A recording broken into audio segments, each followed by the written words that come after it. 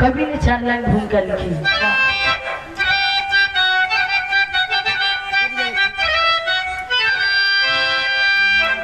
जिगर में हजारों महंगे ये नैतिक, रंगी इश्क के रंग में पागल जवानी, दफन कर जमाने की सरमोहया को बनाते जवाहर कदम पर कहानी। पीछे आवेश नस नस में तांडव करे, हर जगह याद हिस्से कोहला नाम है। जो प्रकृति का यकृति चीर दे शौक से, ऐसी घटनाएं तो आजकल यहाँ है।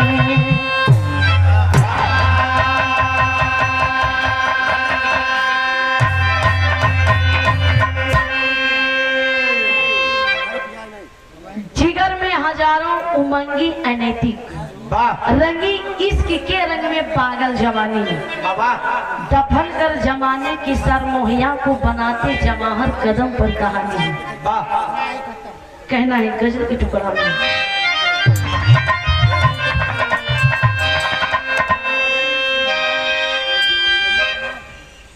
कहना है वाह।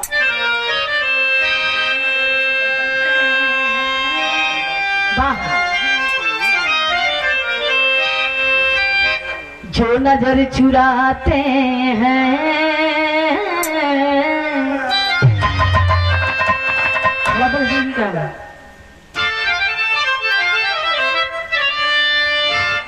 जो नजर चुराते हैं, अरे वो क्या नजर मिलाएंगे।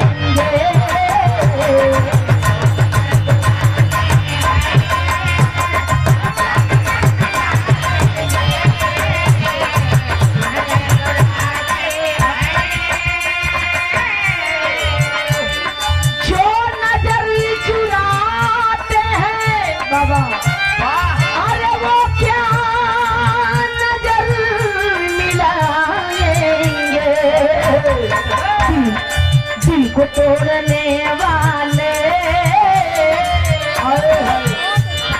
दिल को तोड़ने वाले, दिल से क्या लगाएंगे।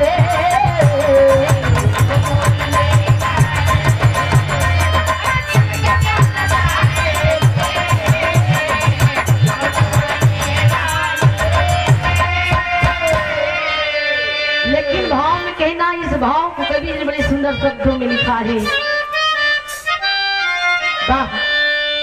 चल रहा जमाना ये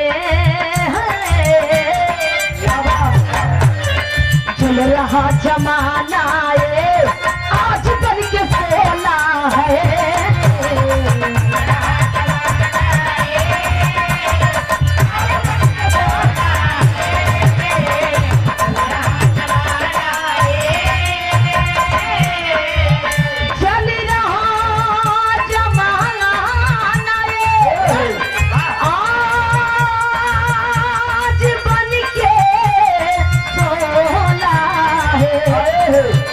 बसी है नफरती, दिल में बसी है नफरती, ईमान सबका डोला है।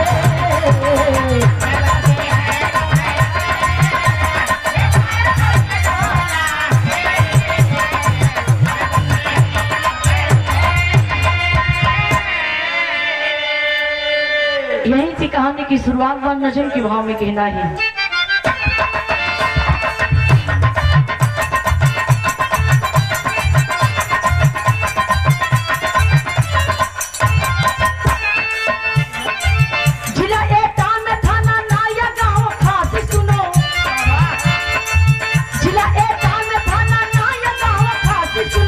राम निवास कहे वहीं पे निवास सुनो।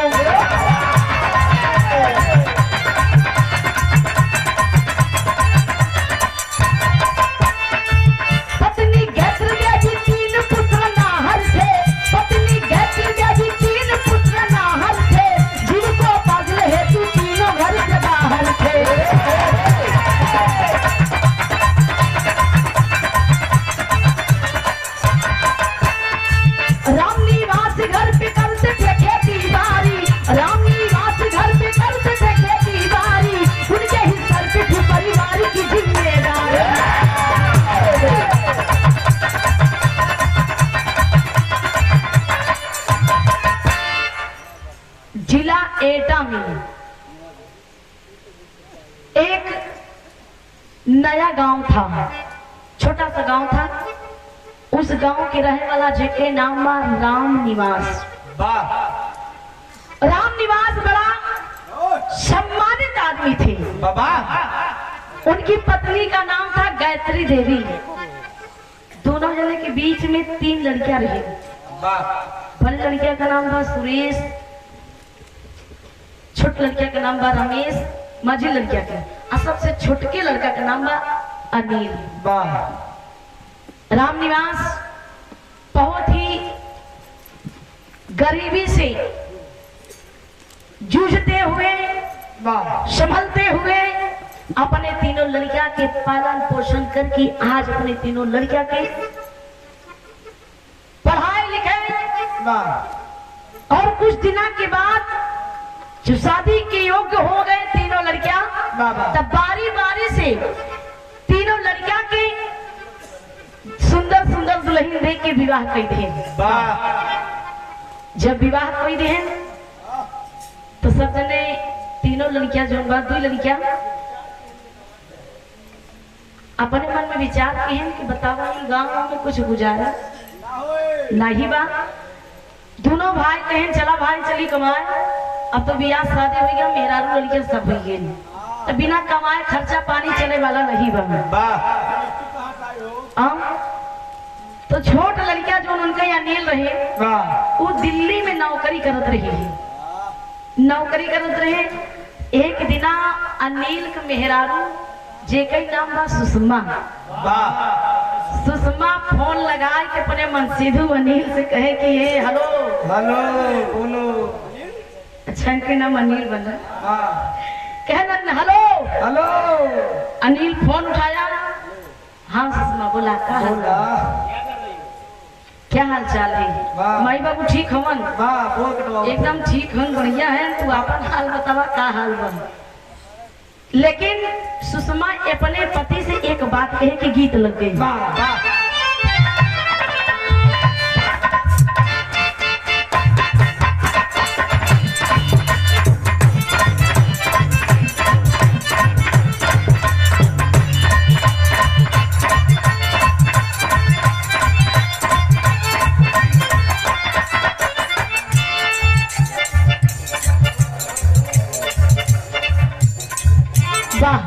गीत की बड़ा बढ़िया से गलत वही से जही से सरसों के सगिया ताजा।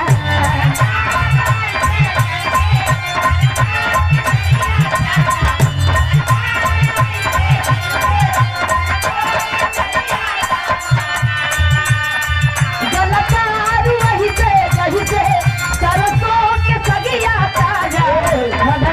ताजा।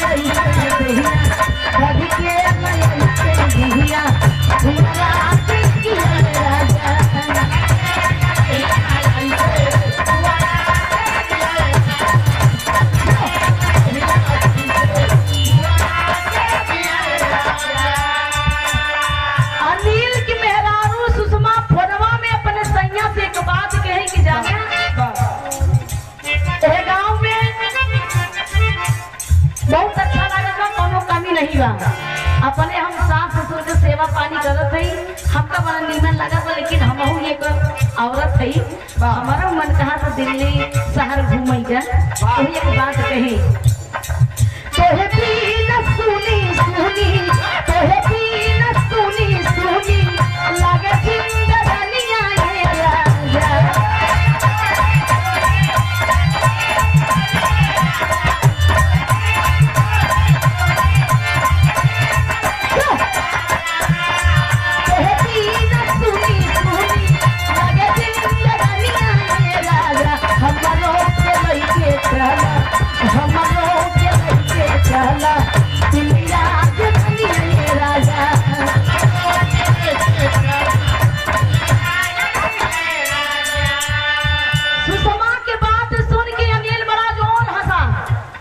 इतना जोर हंसा कि अरे पगली तू दिल्ली घूमना चाहती है, चलो ठीक है तुम आने के लिए तैयार हो जाओ।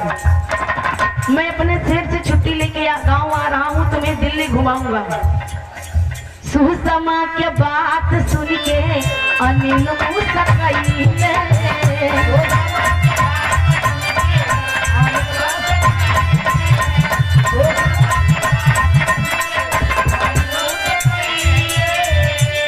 दिन के छुट्टी लेके घर चल आइले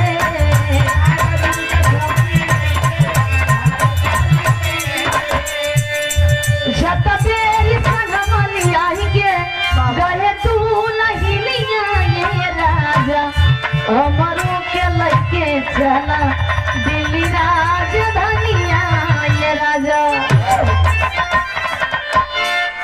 सुषमा के बात सुन के अपने सिर से छुट्टी लेके 4 दिन की छुट्टी लेके आज अनिल घरे आए, गांव आए और अपने बीबी सुषमा को लिवा करके दिल्ली गए। जब दिल्ली गए तो धीरे धीरे समय बीता, लगभग 4-5 महीना जब समय बीता भैया, तो एक दिन सुषमा की जेठानी फोन लगाई।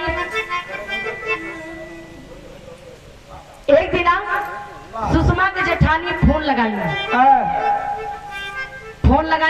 हाल चाल लेवे बदे। जेठान कहे हेलो, सुषमा कहे हाँ दीदी पालानी, कहे ठीक रहा छोटकी, का हाल बा? कहे दीदी ठीक बा, लेकिन कुछ हमरे शंका हो बा। कहे कि कौन चीज के शंका? कहे बताई दीदी आज बहुत हमका खट्टा मीठा खाए के मन कहत बा। तो सुषमा के जेठान कहे अरे पगलाऊ तो का कुछ ऊंच खान कर समझ में आवत है कि नहीं? तो सुषमा कहीं ना दीदी ना ऐसी कोनो बात नहीं बा, लेकिन 2-3 महीना से हमका अजब फील होता।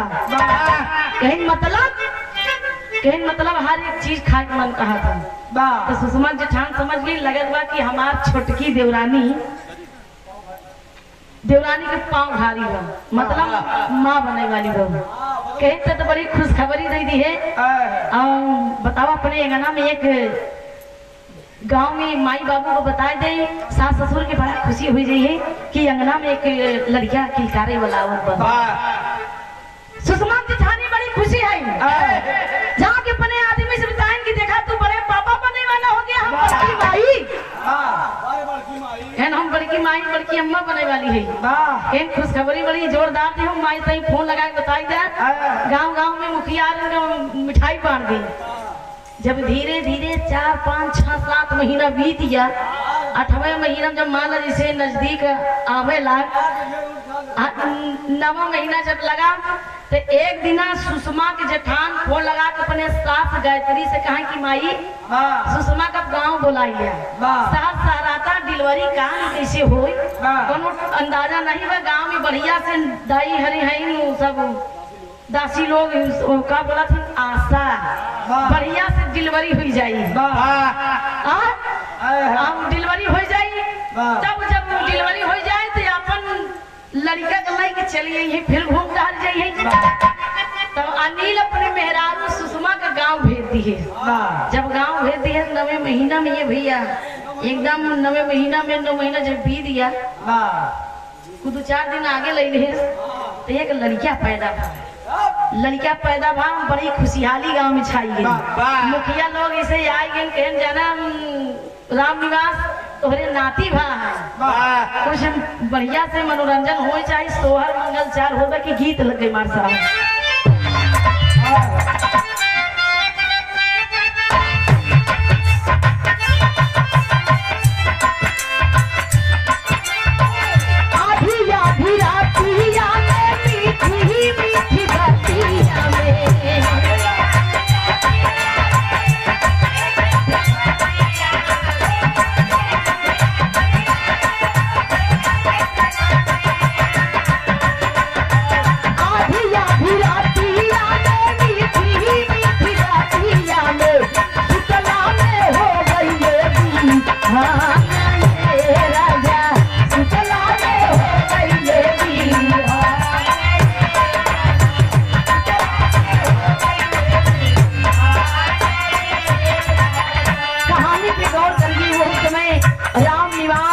और उनकी धर्म पत्नी गायत्री देवी नाती के अपने कोरा में लेके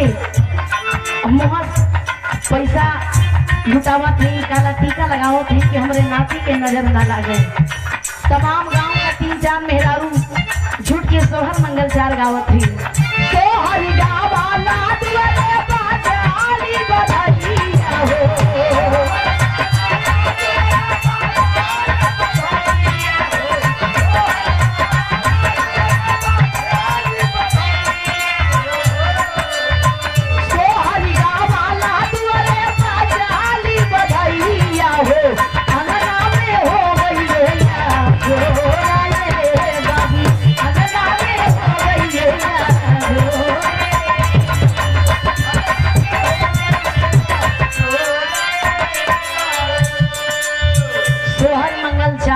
ये भैया तमाम लोगन उ लड़किया के लेके सोहर मंगल 4 गावत थी। उ लड़किया के नाम करण भई। उ लड़किया के नाम बा आयुष। आयुष धीरे धीरे जब समय बीता ये भैया लगभग 3 साल जब समय बीता तो उस समय अनिल के बेटवा के उम्र 3 वर्ष की हो गया।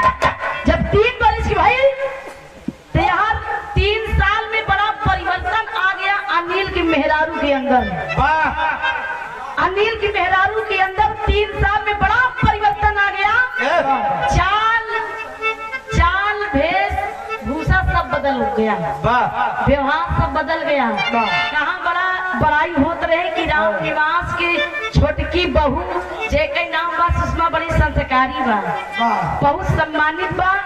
3 साल में जब परवरिश ढेर बदलाव आ गया तो कई चर्चा हो लग भैया बड़ी गंदी निकल गई। अनिल अपने दिल्ली ड्यूटी करत बा लेकिन 3 साल में 3 कर्म हुई गया। मतलब अनिल की मेहरारू जेके नाम बा सुषमा। सुना बार सुषमा बाहर में पड़ी गई। मतलब सुषमा के राम निवास के बड़का भाई बेटवा जेके नाम रहे राम खिलावन। अगर राम खिलावन के नाम का आदमी बैठा हुई तो क्षमा की है, कहानी की बात है। राम खिलावन लागत रहे देवर। रोज ना कहा ये भौजी आज क्या बनाया है, ये देवर आज पूरी बनी है। तो राम खिलावन भौजी कही के एकदम बढ़िया से एकदम चिपका रहे। धीरे धीरे यार भौजी एकदम भौजी कहत एकदम भौजी पटरिया लाइन पे लगी। राम खिलावन एकदम जीत लिया दिल। और सुषमा का कुछ होश खबर नहीं कि हमारे एक लड़किया है। धीरे धीरे प्रेम कहानी बढ़ गई। घर का पता नहीं बा लेकिन बहरवासों को पता चली गई कि अनिल की मेहरारू बड़ी नालायक निकल गई, सुषमा बड़ी नालायक निकल गई। अरे वो राम खिलौना से हो गई इलू चलाता। इलू चलाता समझे वाले लोग समझत थे। प्रेम आगे बढ़ गया। हेलो बाजा में भैया ऑपरेटर मास्टर इके बनावा यूनिट कट गई। प्रेम आगे बढ़ गया। एक गीत लग गई मार सब।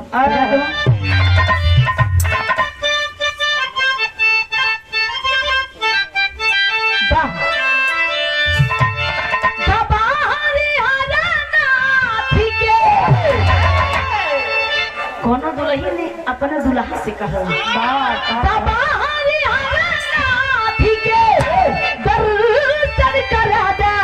मोर राजू मोर पियाऊ सोनपुर मेला घुमादा मोर राजू सोनपुर मेला घुमादा।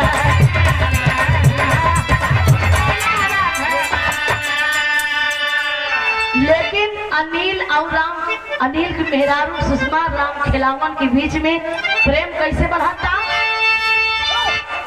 राम खिलावन से भइले नचार रोज रतिये में चोरी चोरी होला प्यार। चोरी चोरी होला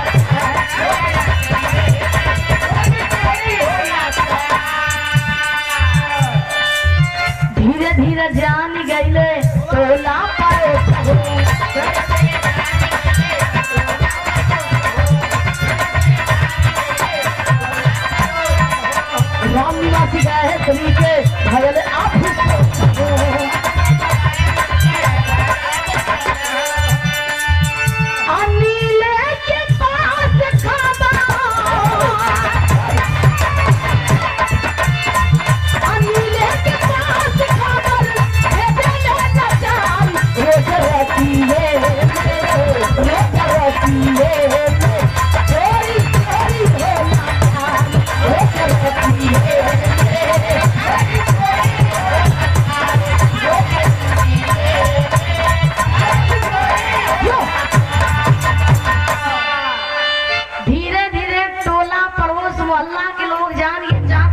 मुखिया दादा भी जान गए।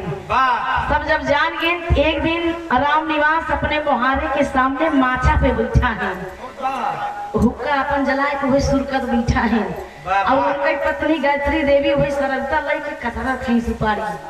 तब ले मुखिया दादा वही मुहारे से गुजरत है, तो राम निवास से बोले नहीं, जब गुजरत रहे तो कहे मुखिया दादा राम निवास से खुदा हूँ जयरमी करत रहे, माला नमस्ते पे लगी होत रही। तो वो दिना जौने बा कि मुखिया जी बोले नहीं, अपन वही पगड़ी बांधे साफा का चला जात रहे। जब चला जात रहे तो राम निवास की बड़ा खटक गई कि रोज आना मुखिया दादा बोलत रहे, आज काहे नहीं बोले। तो राम निवास खुद हूँ बोलौनी करे के राम राम मुखिया दादा, तब नहीं बोले के ने मुखिया दादा। मुखिया दादा अपन ऐसे चला जाते हैं, कहन दादा मुखिया जी आवा हुक्का पी ले। दौड़ के बोले मुखिया जी, राम निवास एकदम बटुक गए, एकदम कहन दादा आज लगता है आज मुखिया दादा एकदम सही मूड में नहीं है, फ्रेश मूड में नहीं है। मुखिया दादा को बुलाए कि राम निवास कहन दादा आज तू बाबा बैठा, हमसे अगर कोनो गलती हुई तो हम क्षमा चाही थी। कहन वे राम निवासवा तो उसी गलती नहीं हुई बा, गलती तो ना दोनों प्राणी से नहीं हुई बा, ना तोरे बेटवन से हुई बा, गलती तोरे घर के लक्ष्मी से हुई। बड़की माई जो ना तोरे आई है, एक लड़किया के माई हुई गई है जेकर नाम बा सुषमा। अरे तोरे अनिल के मेहरारू सुषमा बड़ी नालायक निकल गई। राम निवास कहे अरे मुखिया जी आप ही कैसन हमारे इज्जत पर कलंक लगा रहे हो। मुखिया दादा कहे राम निवास इतना दिन से आवत जात रहे तोरे दुआरे पे, भैया मुन्ना करत रहे, तोरे पतोहू का अपन बिटिया तेरा मानत रहे, रोज आना तो नहीं कह दे। अरे जा दे गांव टोला पड़ोस में तो बड़ा चर्चा हुई कि तोर पतोहू बड़ी नालायक निकल गई। धीरे धीरे जय मने दुआरे आवे तैसे थूकत चला जाए। तब राम निवास के कान हुई गए कि बात सही है, अपने बेटवा के पास फोन लगाए के राम निवास के हेलो बेटवा उठाए अनिल, हाँ बाबू लगी खुश रहा बेटवा। केन का बाबू आज कोनो दिक्कत हुई है? केन नहीं बेटवा तोर माई बड़ी बीमार ही केन बाबू अगर कल बात करे है बड़ी बढ़िया बोले समाई हमारा और आज अचानक में बीमार हो गई। कहन हाँ बेटवा तोर माई की तबीयत ठीक नहीं बा, जितनी जल्दी हो सके उतनी जल्दी आप अपने गांव आ जाओ, अपने माई से बोल बतिया नहीं कोनो भरोसा नहीं बा। अब यार अनिल छटपटाए लग कहते नहीं माई के जियरा गाय का पूत के जियरा एकदम माई की खबर सुन के अपने शेर से छुट्टी लेके एकदम तत्काल में आ गया गांव। देखा महेंद्र बाबू वही हुक्का कर बैठा है पिया, अब माई ऐसे बैठे हैं मछलिया पे ऐसे मुंह दाबे हैं, आँखी से आंसू गिरत बा। माई देखे न गहन पाँव छुन अनिल कहन माई तोर तबीयत ठीक ठाक बा?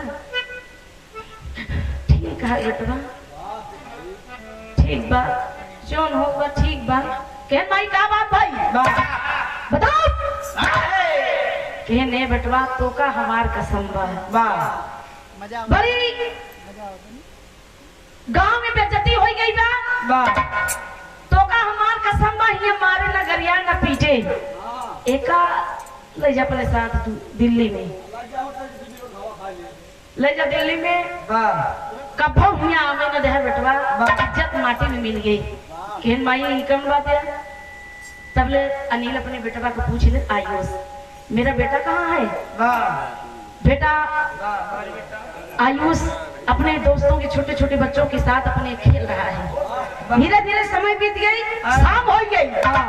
शाम की जब जान गई कि हमारे राजा जी आए हैं तो खूब बढ़िया से पकवान बनाए दी है सुषमा, झुग्गा में लिपस्टिक लगा के एकदम बढ़िया से घूंघट काट के अपने राजा से कहेंगे अब जान ला अनिल के एकदम करेजा एकदम पारा गरम हो गया। सुषमा का पता कि हमारे बारे में इनका कुल पता हुई गया। मर झगड़ा में लिपस्टिक लगा के आके अपने मेहर मन से दूध कहीं ना का हाल बा आउ का हाल बा केन हाल ठीक बा बढ़िया बा तू अपन बतावा तोहार कैसे बीतत बा केन हमारा वैसे बीत जा लेकिन तोहार बहुत याद आओ तरी अचानक में कैसे आ गया कहन बात ऐसे माई की याद आई गई हमारे बेटवा है उसकी याद आई गई तो उसी मतलब सुषमा कहा ऐसे कहो हमारे सैया नहीं बोले तो उसी मतलब ऐसे आज मतलब वाली कैसे बात हुई है तो तनी थोड़ा हेडिंग दे दे एन जल्दी से कपड़ा उपड़ा बांध ही गई आजे रात की निकले के बाद 1 बजे का ट्रेन बा और वही निकले के बाद तुका हमारे साथे दिल्ली चले बा ये घूंघटवा हटाई का ये हम दिल्ली ना जा अनिल का काहे ना जाऊ हम तो का अपने साथे ले आए जा तब तक कहूँ भैया बड़ा खोई जाए तो हमका ले आए चले और आज हम तो कल ले आए जाते कहा कि हम ना जा खाना पीना खाए के सुषमा बड़ा बढ़िया से एकदम टेंशन में हो गई कि अब हमारे गांव से टिकट कटाई वाला बा अब मिलन ना हो पाई यार खाना पीना खाए के अनिल अपने बेटवा के साथ हो गया अब यहाँ जब 11 बजा तो खुसुर लगी सुषमा अपने राम खिलावन आशिक से बतियाई फोने पे योजना बनाने लगी ये हम तोहरे साथे रहा यार या पार एक ही पापड़ के लाइन में कहना था तेरी में तेरी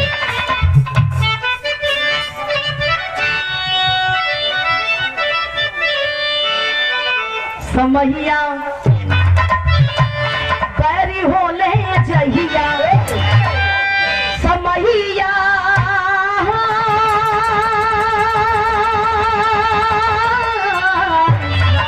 समहिया बैरी होले जहिया कितना वापन होके बन जाला मुझिया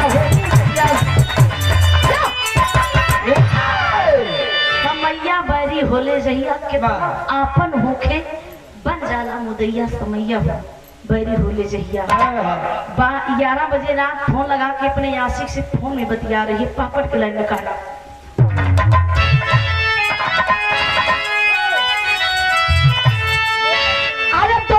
तब खाई सथवा छोड़बई ना अरे दोनों प्रेमी लिया तब कसम खाई सथवा छोड़बई ना चाहे जमाना कितना जुल्म दहाई सथवा छोड़बई ना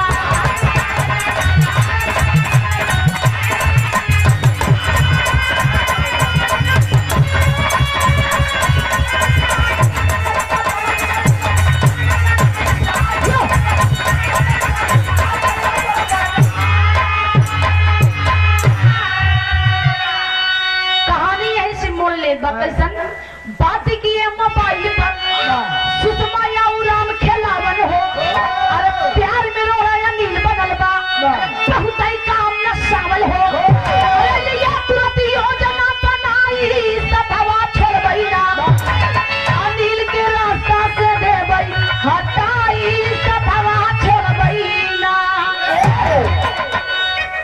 11 बजे रात फोन किए राम खिलावन से सुषमा दोनों जने बतिया थे कि आज की रात काम तमाम होना चाहिए आ गया मेरा पति और मुझे ले जाने के लिए बोल रहा है कि मेरे साथ दिल्ली चलो लेकिन मैं आपसे बेहद मोहब्बत करती हूँ प्यार में अंधी हो गई कि मैं शादीशुदा हूँ मेरे पास एक बच्चा है और मैं घर परिवार में सास ससुर के साथ रह रही हूँ वो सब भूल गई प्यार में अंधी हो गई उस समय राम खिलावन से योजना बनाई कि आज रात में काम तमाम होना चाहिए अनिल को मैं अपने रास्ते से हटा दूंगी धीरे धीरे जब समय बीता 12 बज गया गहरी नींद लगी अनिल की बेटवा के लेके अपने सीना से लगा के सो रहा है वही समय राम खिलावन और सुषमा अनिल के कमरे में आए जब अनिल के कमरे में आए ए भैया उसी समय सुषमा दुष्ट पापी अपने पति की सीने पर चढ़ गई जब सीने पे चढ़ गई जाके गर्दन दबाई गर्दन पकड़ ली जब गर्दन पकड़ी तो उस समय राम खिलावन जाके गोड़ दबा दिया, गोड़ पकड़ लिया, गोड़ पकड़ लिया। और जब उस समय आंखें खुली, अनिल के देखा मेरी पत्नी जो 7 फेरा लेके अग्नि के साथ कसम खाई सातों वचन का कि मैं आपके साथ जीऊंगी, आपके साथ मरूंगी। आज मेरी पत्नी मुझे मारने के लिए अपने आशिक के साथ आई है और मेरे सीने पर चढ़ी है। दर्दनाक कहानी बन गई। अलग के भाव में कहना होगा।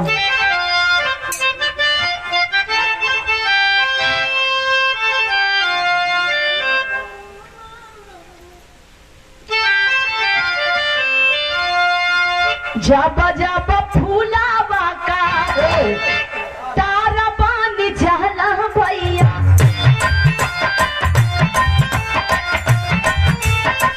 लालिया के जिंदगी हो जाला दूसरा।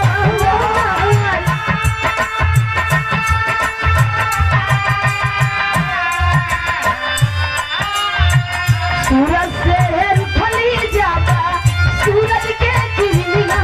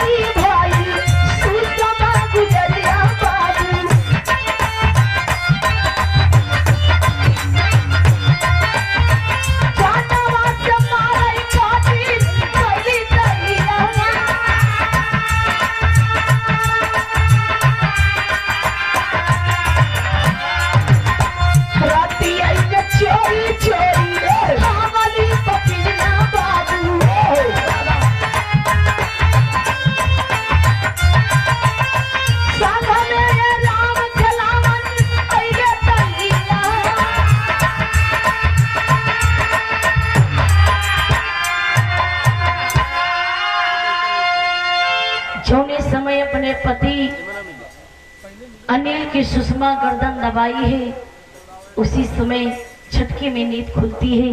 अनिल की जब देखा कि मेरी पत्नी मुझे मारने के लिए मेरे सीने पर चढ़ी है, उसी समय अनिल हाथ जोड़ के अपने पत्नी सुषमा से के बाद कहा कि सुषमा, यही तेरा आशिक है? ये मेरा भाई है, मैं अपने भाई की तरह इसको मानता हूँ, और इसके लिए तुम मुझे मार रही हो जो कि मुझसे शादी की हो। अरे मुझे नहीं, अपने बेटे को लख जो कि 3 साल का है, वो छोटा सा बच्चा है, बिन बाप का बोल जाएगा। पापी नालायक सुषमा समझती नहीं, अपनी पति की बात नहीं समझती और कहने लगी कि तू मेरे प्यार में रोड़ा बना है, तू मेरे प्यार में रोड़ा बना है। मैं तुझे आज राजकुमार के अपने आशिक के साथ, अपने प्रेमी के साथ, अपने इसको मैं अपने पति, अब इसको अपना पति मानती हूँ, इसी के साथ मैं अपना जीवन गुजारूंगी। इतनी बतिया सुन के जब अनिल सुनता है तो उसकी आंखों में आंसू आ जाता है कि बाहर नारी, बाहर औरत, तुझे जरा भी एकदम रहम नहीं है। तू आज अपने पति को मार रही है, तू अपने पति को मार रही है। क्या तेरी जिंदगी पर, तेरे सुहाग पर धिक्कार है। लेकिन आज समझ ले कि अगर तू मुझे मार देगी तो कभी चैन से नहीं रह पाएगी, कभी भी नहीं रह पाएगी। सारी बात को एकदम नजरअंदाज करते हुए आज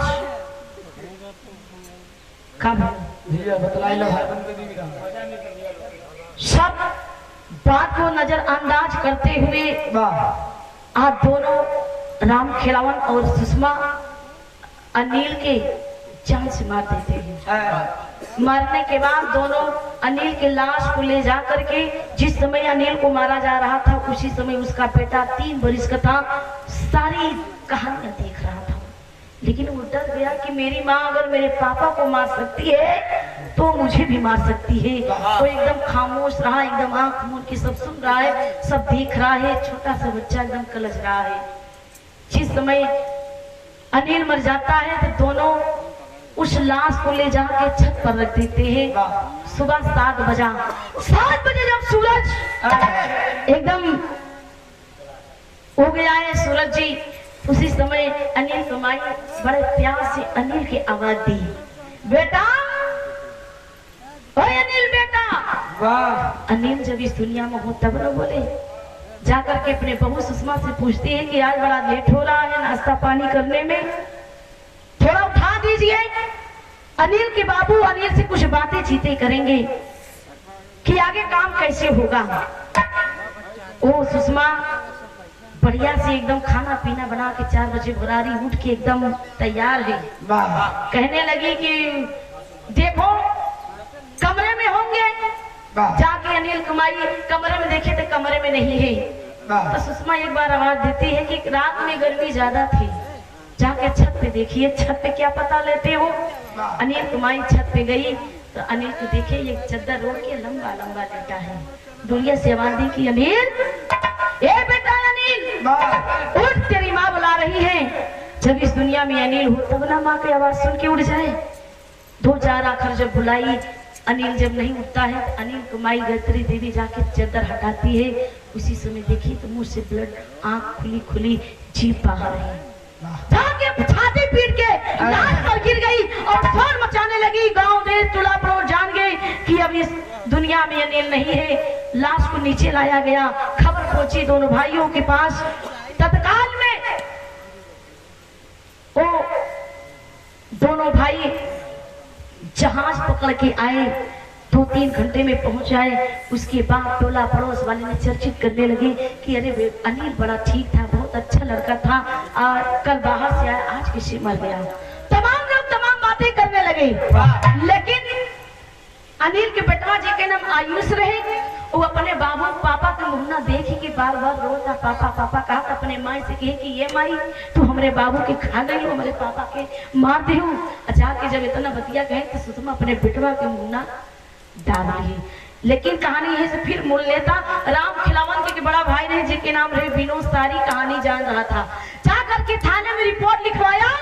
एक गाड़ी भर के पुलिस आई, लेडीज पुलिस आई और पूछताछ करने लगी। धीरे धीरे पोल जब खुलने लगी तो उसी समय आयुष के एक लेडीज पुलिस बुला के कहने लगी, बेटा तू बता, टेंशन मत ले, चॉकलेट दे के टापी दे के उससे बयान लेने लगी। छोटा बच्चा आयुष 3 साल के उम्र में बयान देता है कि मेरी माँ हत्यारा नहीं, मेरी माँ मेरे पापा को मार दी। छोटी पकड़ के 2-4 तमाचा जब सुषमा को देती है, सारा अपने आप कबूल कर लेती है और दोनों को हथकड़ी और फांसी की सजा सुनाई जाती है। आखिरी हम कहना क्वेश्चन खड़ी हुई।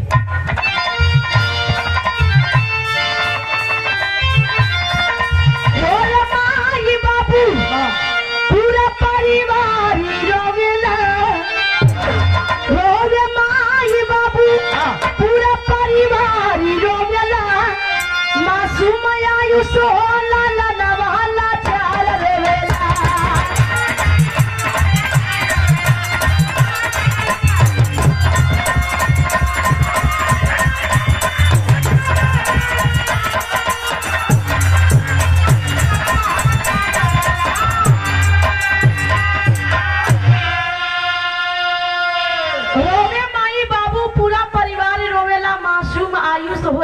लाचार लोवेला, दोनों की सजा होती है। और यहाँ माई बाबू पूरा गांव देश मिलकर के अनिल को अंतिम संस्कार करते हैं। और अनिल के एक सपना रहे कि अपने बाप बेटवा के हम फौज में भर्ती करो, एक आर्मी नौजवान में जवान बनाऊंगा। उसका सपना आज उसके दादा दादी पूर्ण करते हैं। उसी समय आज की जनरेशन में किसी पर भरोसा करने के लायक नहीं है। 100% में आज चाहे भाई भाई की बात हो, चाहे आदमी और औरत का बात हो, चाहे किसी भी का बात हो, किसी भी परिवार से ले लीजिए, किसी का आज के जमाने में हो नहीं रहे हैं। ऐसी कहानी की अंतिम बात।